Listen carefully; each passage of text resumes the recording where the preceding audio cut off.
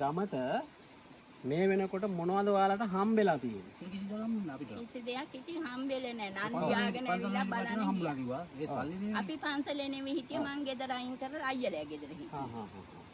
අයියත් බලාගෙන එයාලා ගෙදෙට වෙලෙ හිටියා. උදේ රැට යනවා උදේම ගෙදර එනවා. ඇවිල්ලා ගෙදර සුද්ධ කරනවා. මේ වෙනකොට මොනවත් හම්බෙලා නැහැ. හම්බෙලා නැහැ. නම ධාන බලලා ගියා. පන්සලේ හිටිය අයට. අනිත් අය ගොඩක් ඉන්නවා මේ වගේ මේ ප්‍රශ්න තියෙන අයනේ. පන්සලේ හිටපු අයට හම්බුණා. හරි. මහනුවර දිස්ත්‍රික්කයේ පූජාපිටිය ප්‍රාදේශීය ලේකම් කාර්යාලයට අයිති මේ හරිය රඹුකේවල ගම්මානේ මේ අසල. එතකොට මේ කී දෙනෙක් විතර මිනිස්සු අවතන් වෙලා ඉන්නවද මාමා? අපි දන්නේ කොහොම හරි අපේ ලිස්ට් එක අපේකට වැටුනේ 100යි. ඔව්. ඔව් 100යි. අපේ වසම ලොකුයි. ඔව් අවතන් නුවන් 100යි. එතකොට මොන වගේ හානිද තියෙන්නේ? ගොඩාක් තියෙන්නේ මාර්ග හානි තමයි ගොඩක් තියෙන්නේ. එතකොට මේ පාරේ පොඩ්ඩක් ගිය බලා ගන්න පුළුවන්. ඔව්. ගොඩාක් හානි වෙලා තියෙන්නේ. මාර්ග හානි. විදිහටම ඇල්ල කඩානේ ඉස්සරහෙන් පාත් වෙලා ගිහින් තියෙන ඇල්ල ඇවිත් තියෙන ඉස්සරහෙනුත් ඇල්ල ගිහින් තියෙනවා. ඔව්.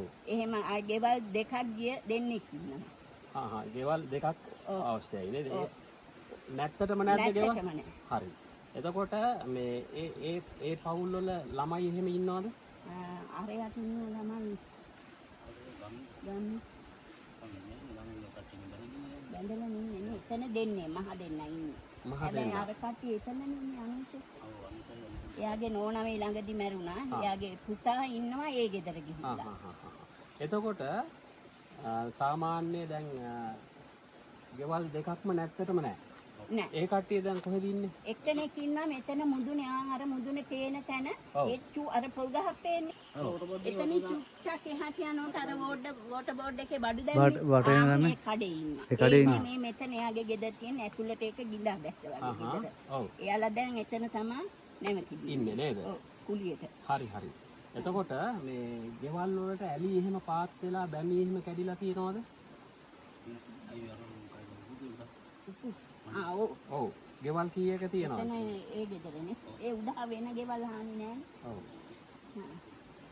පස්සාපු ගෙවල් නැහැ.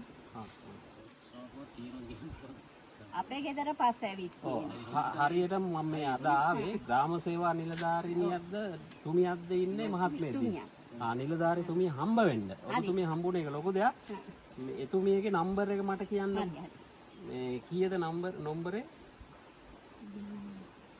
076යි 076යි 535යි 535යි 66යි 30 හරි. මම තව නම්බරයක් දෙන්නම්. ඕක වැඩ කරේ නැත්නම් ඒක මට ෂුවර් නෑ. මට ඊයේ හවස කතා කරා මට නම්බරේ බලා ගන්න බැරි වුණා. 076යි ඔව් 346යි ඔව් 99යි 23 9923. ඔව්.